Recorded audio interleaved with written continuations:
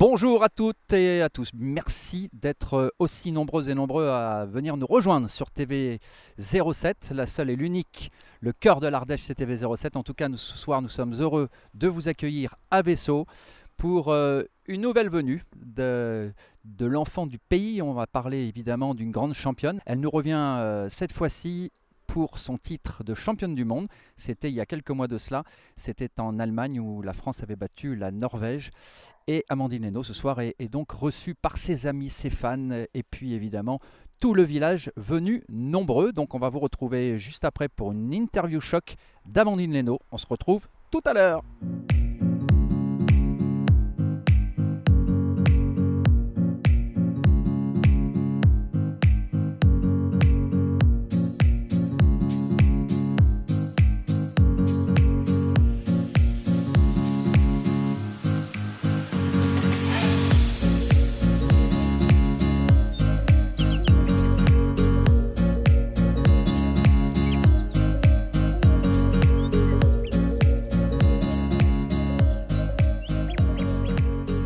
Voilà, nous sommes avec Magali qui est venue aujourd'hui à Vaisseau pour la réception d'Amandine. Le hand, ça vous parle? Je ne suis pas une sportive dans l'âme, mais on est vraiment très fiers donc, au niveau du village de Vaisseau de pouvoir féliciter Amandine pour la beauté de son parcours et son état d'esprit. Voilà, ce sont de vraies valeurs qu'on est fiers de porter au travers d'elle. Pourquoi êtes-vous là aujourd'hui? Pour faire sa connaissance avant tout d'Amandine, puisque écoutez, elle est du même village que le mien, alors doublement je suis contente de la rencontrer. Alors est-ce que vous avez suivi la finale du championnat du monde? Absolument, c'était un dimanche après-midi à 17h, c'était parfait, c'était bien. Alors qu'est-ce que ça représente d'avoir une championne comme Amandine Leno ici à Vaisseau? Ça fait très plaisir, oui, absolument, et on est contente aujourd'hui de l'honorer. Alors, elle était venue en 2016. Oui, absolument. Vous y étiez? Non, pas du tout, je n'avais pas pu, mais aujourd'hui, avec le soleil en plus, c'est magnifique. Absolument. Bon, tout est parfait, tout se prépare. On l'attend en tout cas d'ici quelques minutes. Merci Maya. Voilà, pourquoi êtes-vous là aujourd'hui?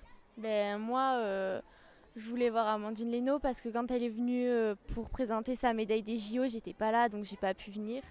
Et elle vient de chez nous, quoi. Du coup, on veut venir la féliciter pour sa médaille de la Coupe du Monde.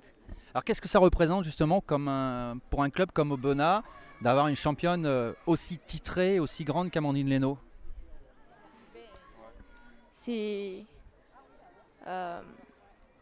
C'est quoi? C'est un exemple? Ouais, c'est un exemple pour nous. Enfin, moi, pour ma part, j'aimerais bien faire pareil qu'elle. C'est un truc de fou ce qui lui est arrivé. Parce que c'est un petit département aussi, on ne connaît pas trop, qu'elle soit fait opérer et tout, c'est trop bien. Allez, on va profiter qu'il est en Ardèche. Il n'est pas à Paris aujourd'hui, il est venu spécialement pour rencontrer Amandine, pour la féliciter. Bonsoir Fabrice Brun, donc notre député Sud-Ardèche. Fabrice, qu'est-ce que ça représente pour l'Ardèche d'avoir une championne comme Amandine Leno? C'est énorme. Alors d'abord, je passe 3 jours et 3 nuits par semaine à Paris, mais le reste en Ardèche, sur le terrain, je tiens à cette proximité. Et puis Amandine, c'est un palmarès énorme. C'est certainement l'Ardéchoise la plus titrée, 6 fois championne de France, vice-championne olympique, championne du monde en 2017. On a encore les souvenirs, les frissons de la finale. Mais au-delà de tout ce palmarès, pour moi, c'est la fille de Françoise et Jean-Luc. Parce que on a été les premiers locataires des HLM du Pérou qui sont juste derrière. Elle était toute petite, elle faisait du vélo autour de la maison et déjà elle appuyait très fort sur les pédales. Donc l'image que j'en garde, c'est celle d'une grande championne bien sûr, mais aussi d'une petite Ardéchoise très dynamique et attachée à son terroir, attachée à Vaisseau, attachée à Ardèche. Qu'est-ce que ça représente pour l'Ardèche? Je posais la question il y a quelques secondes à Fabrice Brun. C'est énorme. Bon, c'est vrai qu'Amandine... en plus, en étant très impliqué dans le handball il y a quelques années, on l'a vu évoluer, on l'a vu vraiment sortir du lot. Et là, elle est sur le toit du monde, parce qu'être championne du monde, elle a quand même participé aux demi-finales de la Ligue des Champions avec son club. Donc, on peut dire aujourd'hui, elle fait partie des 2-3 meilleures gardiennes du monde, voire peut-être la meilleure. Donc, c'est tout simplement magique. Et c'est vrai que quand j'imagine encore ses parents, ce qu'ils ont dû aussi endurer en termes de transport, parce qu'elle était en sport-études à Chambéry, donc le soir, Aubenas-Valence pour la gare, ou des fois même Chambéry, parce qu'avec son club, elle participait à des compétitions. C'était un investissement énorme. La pyramide, on le sait, elle est très étroite pour le sommet. Et elle y est. Donc c'est vrai que c'est que du bonheur. Est-ce qu'on s'aperçoit qu'il y a des retombées d'avoir une championne telle qu'Amandine en termes de signature de licence? Est-ce qu'il y a eu un effet Amandine Leynaud en Ardèche? Oui, il y a eu un effet équipe de France de toute façon, hein, parce que ce soit en fille ou en garçon, il ne faut pas oublier que les 2 équipes de France sont champions du monde en titre aujourd'hui. Donc ça a boosté le nombre de licenciés, ça a boosté la médiatisation aussi, puisque quand même on commence à avoir du hand à la télévision, trop souvent sur des chaînes payantes, mais quand même petit à petit ça arrive sur des chaînes. Nous c'est gratuit, hein. TV07 c'est gratuit. Hein.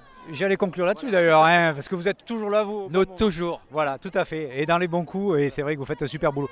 Donc c'est vrai que ça a boosté, et puis c'est vrai d'avoir une ambassadrice locale, même si cette année elle était en Macédoine, l'an prochain elle sera en Hongrie. Il y a quand même ce rattachement à l'Ardèche. Elle est restée super humble, en plus super modeste. Elle sait renvoyer l'ascenseur. Elle est d'ailleurs marraine de la section sportive du lycée de Privas, qui est mise en place par les clubs du Pouzin et de Privas. Donc voilà, elle n'oublie pas d'où elle vient. Et c'est vrai que pour l'Ardèche, c'est vraiment quelqu'un qui a un porte-drapeau, je dirais, idéal. Donc ça, c'est parfait, quoi. Voilà, porte-drapeau idéal pour l'Ardèche. C'est pas beau comme conclusion. Est-ce qu'il y en a d'autres comme ça, d'autres champions en préparation? Alors en préparation, bien sûr, c'est tout le travail qui est mené par le club Sport Ardèche, donc qui doit essayer de repérer un peu ces pépites et qui demain deviendront comme Amandine, ces ambassadeurs du sport ardéchois, comme l'ont été les Péchier, Kevin Meyer et un tas d'autres. Je dirais bien évidemment, il y a beaucoup de sportifs, mais la liste des récipiendaires pour réussir au plus haut niveau et pas non plus très élevé, mais quand même c'est ensuite après des modèles, des images que l'on veut suivre, à qui on veut s'identifier.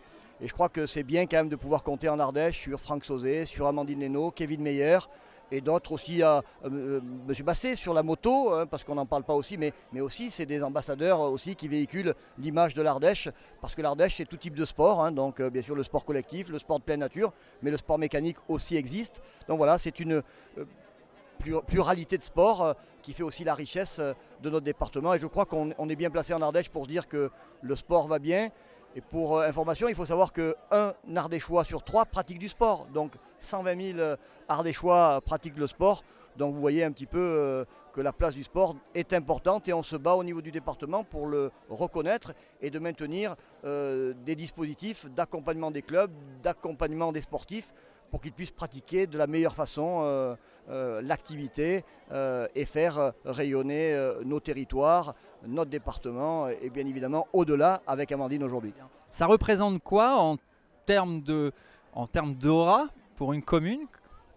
Je vois par rapport à Aubenas, est-ce qu'il y a des jalousies? Est-ce qu'il y a à se dire elle est de Vaisseau, elle n'est pas d'Aubenas? Non, il n'y a pas de jalousie entre nous. Simplement, Amandine, elle a débuté sa carrière à Aubenas.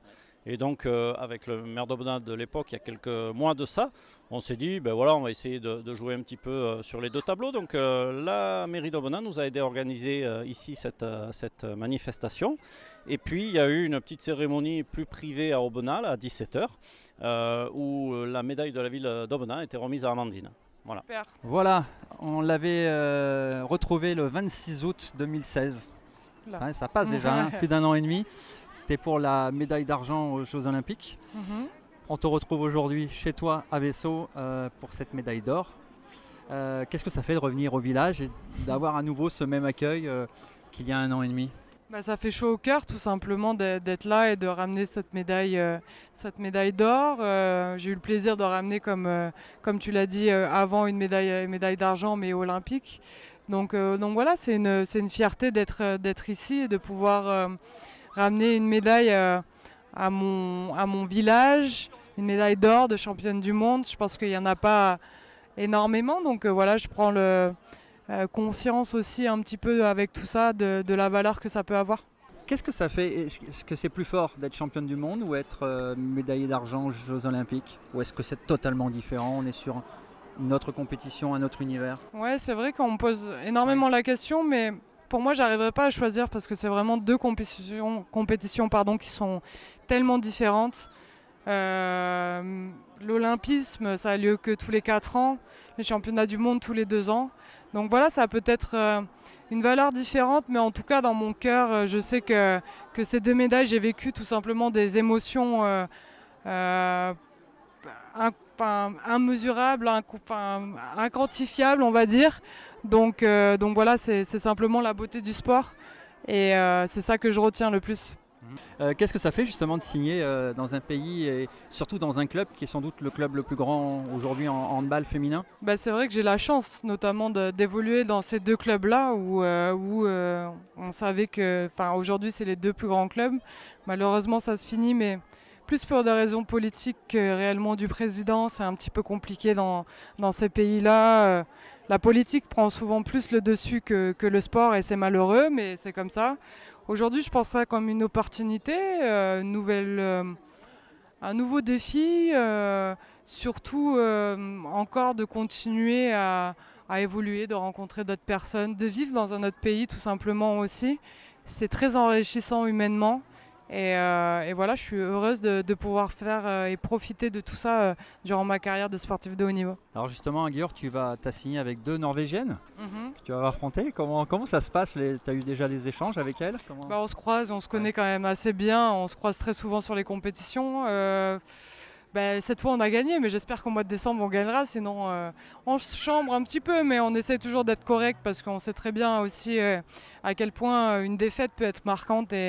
Et quand on fait autant de sacrifices, voilà, c'est gentil, mais c'est vrai que quand on évolue ensemble, on joue ensemble aussi, donc c'est différent, c'est un autre contexte. Alors justement, le défi qui t'attend justement à Georg, c'est de ramener quoi, une troisième titre de Ligue des Champions? Ouais, ça serait quelque chose de... En tout cas, c'est pour ça que j'y vais. Sinon, je pense que j'aurais signé dans un autre club.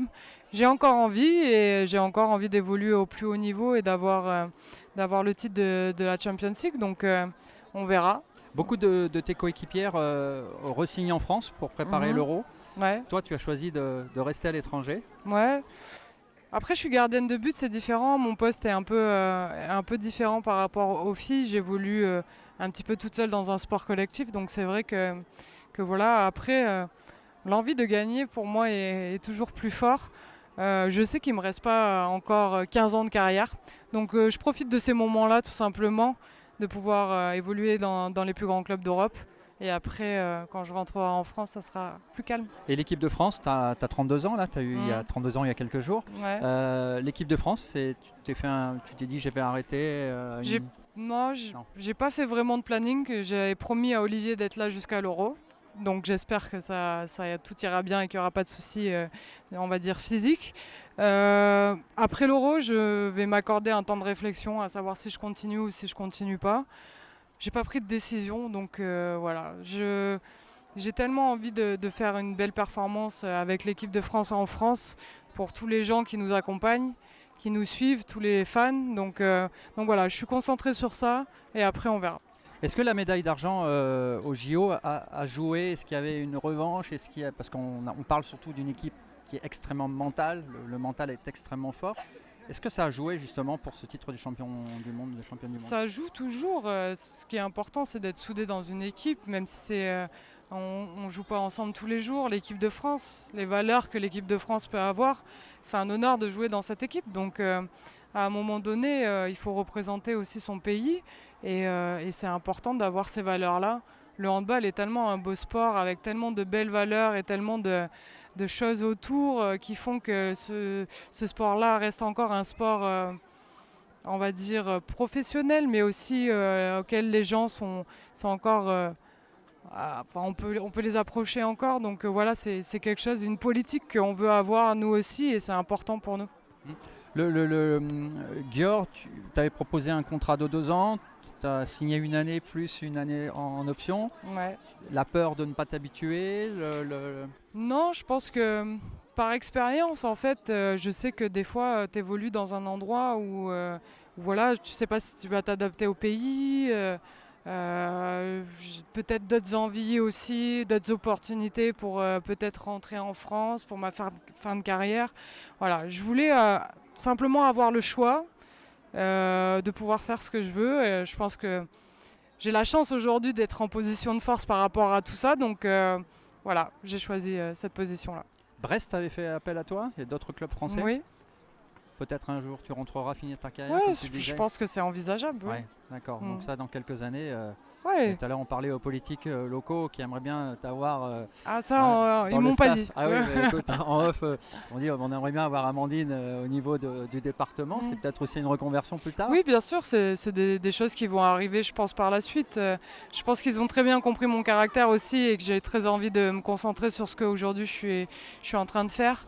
Après, forcément, j'aimerais revenir dans la région et j'espère qu'un jour ça se fera. Bah, très bien. On va montrer la médaille, cette magnifique médaille d'or des championnats du monde. C'est bon, Guillaume? Voilà, en tout cas, merci Amandine d'avoir consacré ces quelques minutes. On va te laisser De aller rien. à tes fans et puis Ouais, aux parce qu'ils dédicaces. attendent gentiment. Voilà, merci et puis à très bientôt. Merci.